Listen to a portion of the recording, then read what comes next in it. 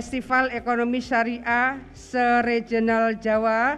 Tentu kita berharap bahwa Festival Ekonomi Syariah tahun 2020 dalam keadaan pandemi COVID ini tetap akan bisa kita jaga dengan protokol kesehatan yang baik, karena proses secara virtual telah dilakukan dengan berbagai pendekatan teknologi yang sangat canggih. Tentu kita semua berharap bahwa produktivitas dari Festival Syariah hari ini tetap akan memberikan nilai tambah yang besar bagi perkembangan dan pertumbuhan ekonomi syariah di Jawa, terutama di Jawa Timur. Bahwa kami memiliki nafas kejuangan dan komitmen untuk bersama-sama meningkatkan kapasitas dan produktivitas ekonomi syariah dari berbagai bidang di wilayah Jawa, terutama di Indonesia, dan lebih khusus lagi adalah di Jawa Timur. Sebagaimana kita ketahui bahwa di tengah-tengah upaya mengatasi pandemi COVID-19 ini, kami semua, pasti semua pemerintah di semua lini telah melakukan sinergi dengan berbagai pihak. Kami semua bertekad untuk tetap mendorong akselerasi pemulihan ekonomi dari seluruh sektor yang bisa kami maksimalkan. Sejalan dengan upaya pemulihan ekonomi tersebut, kami melihat peluang dan potensi pengembangan ekonomi syariah yang cukup besar baik di Jawa maupun di Indonesia. Kami mendukung bahwa pengembangan ekonomi dan keuangan syariah dan komitmen kami untuk menjadikan Indonesia sebagai referensi ekonomi dan keuangan syariah dunia paling tidak melalui 4 hal. Pertama adalah pengembangan dan perluasan industri produk halal. Kedua, pengembangan dan perluasan keuangan syariah. Ketiga adalah pengembangan dan perluasan dana sosial syariah. Dan yang keempat adalah pengembangan dan perluasan kegiatan usaha syariah. Kami menyadari pengembangan ekonomi dan keuangan syariah di daerah tentunya tidak lepas dari dukungan dan kolaborasi sinergi seluruh instansi dan lembaga, serta koordinasi yang intensif antara pusat dan daerah. Bapak Ibu semua yang saya hormati, terutama Pak Deputi Bank Indonesia, Pak Dodi, kami di Jawa Timur akan terus berupaya mendorong pengembangan industri halal, mulai dari produk pangan melalui program sertifikasi halal produk UMKM, serta sertifikasi juru sembelih halal Juleha dari mulai level RPH sampai dengan pasar tradisional, sehingga produk medis melalui pengembangan jadi di teaching industry di Fakultas Ekonomi UNER sudah mengembangkan cangkang kapsul berbahan rumput laut yang berarti halal. Selain itu, pengembangan Islamic Science Park yang kami harapkan ini akan terus berkembang menjadi bagian dari Indonesia Islamic Science Park. Ini sudah masuk pada Perpres 80 tahun 2019. Tentu kami berharap bahwa ini kalau sudah jadi akan menjadi gravitasi ekonomi syariah dunia ke Indonesia. Berbagai program tersebut juga tentu terlaksana melalui kolaborasi Pentahelix. Jadi private sector sangat penting bagi kami. Kemudian kampus sangat penting bagi kami, kemudian literasi keuangan syariah bagi seluruh masyarakat juga sangat signifikan bagi kami, dan tentu adalah government. Ini menjadi bagian yang penting juga adalah satu kesatuan dari Pentahelix adalah media. 5 hal ini memang harus menyatu, harus bersinergi, dan kami berharap bahwa Festival Ekonomi Syariah akan menguatkan Pentahelix di dalam program pengembangannya. Salah satu program unggulan Pemprov Jawa Timur adalah One Pesantren One Product. Hari ini lebih dari 6.000 pesantren di Jawa Timur yang kami berharap bahwa pada 5 tahun ke depan akan kita lahirkan 1 juta wirausaha baru dari kalangan santri. Kemudian pilar kedua adalah pesantrenpreneur. Kami memiliki target bahwa program pesantrenpreneur akan mencetak 1.000 produk unggulan pesantren dalam waktu 5 tahun. Hari ini kami sudah punya training center untuk menyiapkan wirausahawan dari kalangan santri. Kemudian pilar ketiga adalah sosiopreneur. yang kami berharap bahwa Sosiopreneur akan fokus pada pemberdayaan alumni pesantren yang disinergikan dengan masyarakat melalui berbagai inovasi sosial berbasis digital teknologi dan tentu adalah kreativitas dan inovasi secara inklusif. Sejalan dengan upaya tersebut, kami menyambut baik penyelenggaraan kegiatan yang dapat menggerakkan aktivitas usaha dan ekonomi syariah seperti FESAR yang tahun ini untuk wilayah Jawa mengambil tema akselerasi peran ekonomi syariah dalam mendorong pertumbuhan ekonomi regional. Walaupun untuk tahun ini dilakukan secara virtual, program yang diinisiasi oleh Bank Indonesia ini tentu didukung oleh berbagai pihak, akan tetap menjadi bagian yang merupakan momentum untuk kembali menggairahkan geliat perekonomian syariah baik di tingkat daerah maupun di tingkat pusat. Penyelenggaraan FESAR ini juga kami harapkan dapat berdampak pada kinerja ekonomi dan keuangan syariah baik secara regional maupun nasional yang dalam beberapa tahun terakhir ini terus menunjukkan pertumbuhan yang signifikan. Pak Deputi BI yang saya hormati, kami ingin melaporkan bahwa untuk Jawa Timur nilai aset perbankan syariah pada triwulan kedua tahun 2020 mencapai 39,32 triliun atau setara dengan 5,46% dari total aset perbankan. Pembiayaan yang disalurkan sebesar 35,58 triliun atau setara dengan 6,34% dari total pembiayaan perbankan. Dan dana pihak ketiga sebesar 30,58 triliun setara dengan 5,05% dari total DPK perbankan. FESAR merupakan wujud daripada dukungan Bank Indonesia terhadap visi Indonesia untuk menjadikan Indonesia sebagai pusat pengembangan ekonomi dan keuangan syariah di tingkat global. FESAR merupakan rangkaian kegiatan yang bersifat edukasi, eksibisi, dan advisory ekonomi dan keuangan syariah di tingkat regional. Kita melihat tentunya bahwa FESAR di Jawa ini merupakan FESAR yang cukup lengkap yang akan memuncaki daripada kegiatan FESAR 2020 sebelum nantinya kita akan menuju kepada Indonesia Syariah Economic Festival ISEF di akhir Oktober mendatang. Pandemi COVID-19 tidak dapat dipungkiri berdampak pada mobilitas manusia yang akhirnya juga berdampak kepada berbagai aktivitas ekonomi dan keuangan di seluruh dunia. Meskipun otoritas di hampir seluruh negara telah bekerja all out mengeluarkan sejumlah stimulus di tingkat fiskal, Bank Sentral melakukan penurunan suku bunga, melakukan injeksi likuiditas, tetap saja resesi ekonomi dunia tidak dapat dihindari. Pada paruh kedua 2020 ini memang perkembangannya relatif sudah membaik, secara perlahan membaik, sebagai respon kebijakan dan juga relaksasi pembukaan kembali kegiatan ekonomi di banyak negara dengan lebih mematuhi protokol kesehatan secara lebih disiplin. Harapannya tentunya dengan ini tentunya akan seiring dengan perekonomian di domestik bahwa ekonomi kita juga akan perlahan membaik di paruh kedua tahun 2020 ini. Didorong tentunya dengan berbagai kenaikan permintaan domestik yang sejalan tentunya dengan peningkatan stimulus oleh pemerintah, stimulus kebijakan fiskal, berlanjutnya juga stimulus dari kebijakan moneter, kemudian juga kemajuan dalam program restrukturisasi kredit, dunia usaha, dan juga tentunya dampak positif dari meluasnya digitalisasi dalam transaksi pembayaran dan komunikasi. Ini semua tentunya sebagaimana dikatakan oleh pemerintah dalam statementnya bahwa pertumbuhan ekonomi kemungkinan tetap akan dalam posisi kontraksi di triwulan ketiga ini, namun dengan kontraksi yang lebih baik daripada di triwulan kedua 2020, seiring juga dengan arah perbaikan ekonomi global.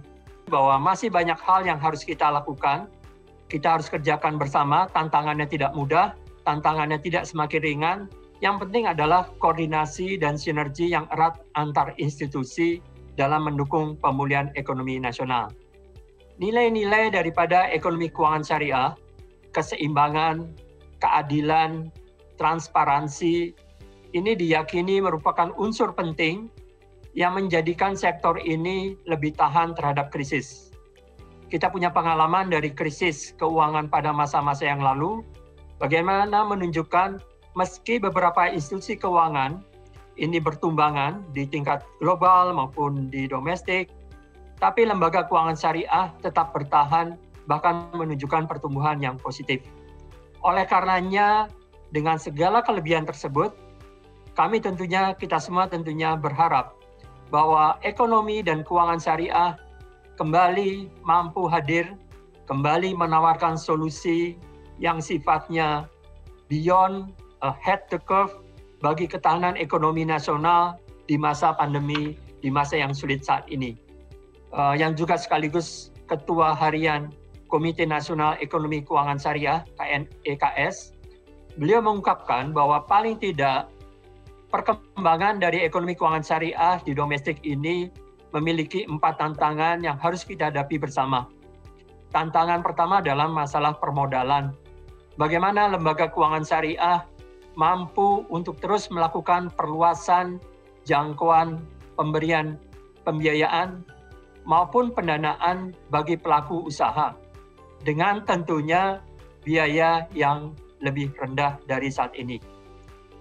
Tantangan kedua adalah terkait dengan bagaimana percepatan untuk pengembangan inovasi pada produk-produk syariah.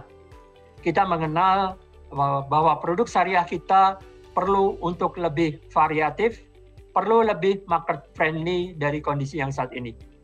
Beliau juga mengatakan bahwa terkait dengan sumber daya manusia, pentingnya untuk terus meningkatkan kualitas SDM dalam pengembangan ekonomi keuangan syariah. Bahwa tentunya kita tahu terkait dengan dana umat merupakan dana yang sangat besar, sehingga tentunya perlu satu SDM yang mampu dalam sisi pengelolaan dana Islam. Dan yang terakhir adalah terkait dengan pengembangan keterbatasan yang infrastruktur di ekonomi keuangan syariah. Bagaimana perluasan layanan keuangan syariah dan juga pemanfaatan teknologi maupun informasi. Dari 4 hal tersebut, tantangan tersebut tentunya kita menginginkan kita bersama-sama mengadres hal tersebut. Bagaimana kita paling tidak dari sisi aspek hukum, kita mampu untuk melakukan suatu penguatan koordinasi dari sisi pengembangan ekonomi keuangan syariah ini. Kami sendiri di Bank Indonesia menyambut baik diskusi yang berkembang saat ini, kajian yang berkembang saat ini terkait dengan penerbitan RUU Ekonomi Syariah. Urgensinya cukup banyak. Ini merupakan dasar hukum yang mengatur keterkaitan antara ekonomi dan keuangan syariah.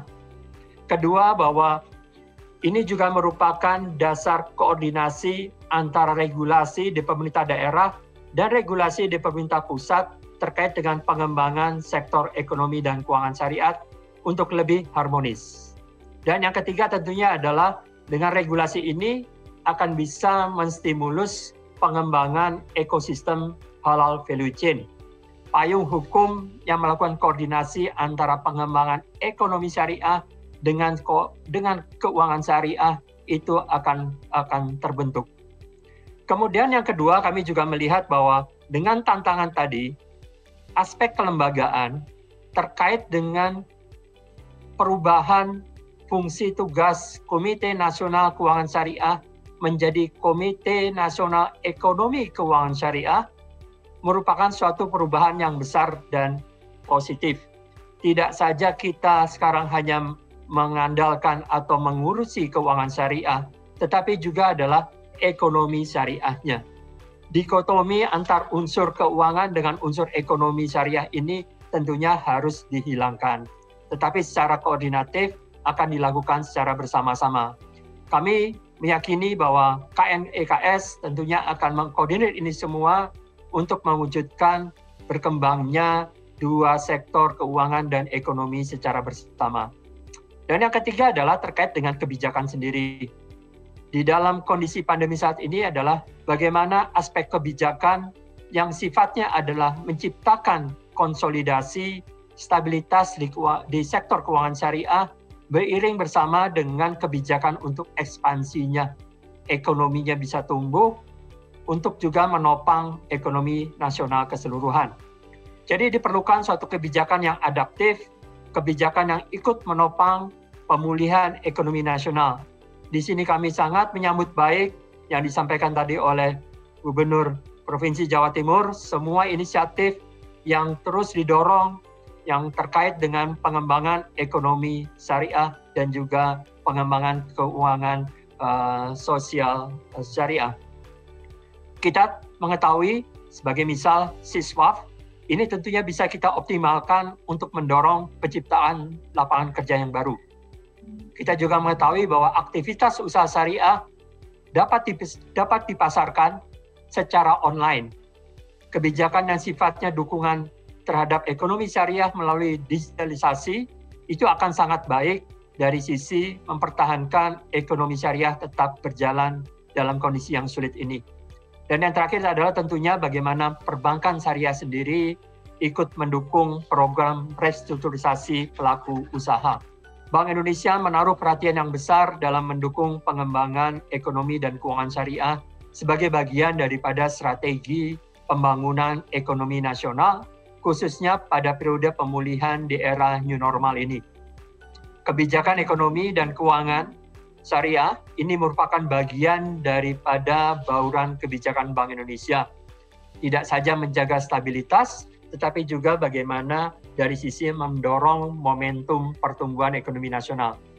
Kata kunci itu semua adalah sinergi dan koordinasi. Tidak mungkin Bank Indonesia berjalan sendiri, ini memerlukan suatu kerjasama dari semua pihak, otoritas, pemerintah pusat, pemerintah daerah, baik juga pelaku pegiat daripada ekonomi keuangan syariah, mulai dari yang berawal dari kajian, perumusan kebijakan, hingga implementasi di lapangan. Bank Indonesia tetap komitmen, tetap konsisten terhadap 3 pilar pengembangan ekonomi keuangan syariah, yaitu pertama, pengembangan ekonomi syariah, halal value chain, kedua, pendalaman pasar keuangan syariah, khususnya pasar keuangan Islam. Kemudian yang ketiga adalah yang terkait dengan kegiatan riset, assessment, dan edukasi. Semua torehan hasil telah kita lakukan, meskipun kita menyadari bahwa di tahun ini tantangannya sangat berat, tidak mudah, pelaksanaan di lapangan juga sering terhambat. Namun demikian tentunya karena kerjasama Bapak Ibu semua, ini bisa kita wujudkan dari sisi kemajuan untuk sektor ekonomi keuangan syariah. Bahwa telah disampaikan tadi bahwa kita tahu 87,18% penduduk Indonesia adalah beragama Islam atau setara dengan nilai 237,6 juta. Kemudian dengan profil demografi ini tentu akan menunjukkan besaran potensi pasar keuangan syariah di Indonesia. Nah, pasar keuangan Indonesia juga diminati bukan hanya oleh yang beragama Islam, tapi juga masyarakat non-Muslim. Contoh misalnya seperti di London, itu ada Bank Al Rayyan. Kemudian Bank Al Rayyan itu memberikan imbal hasil yang lebih tinggi, karena untuk jangka waktu 24 bulan ya, atau 2 tahun. Karena di unit usaha ini di sana, di London, tidak serta-merta mengikuti suku bunga acuan yang ditetapkan oleh Bank of England.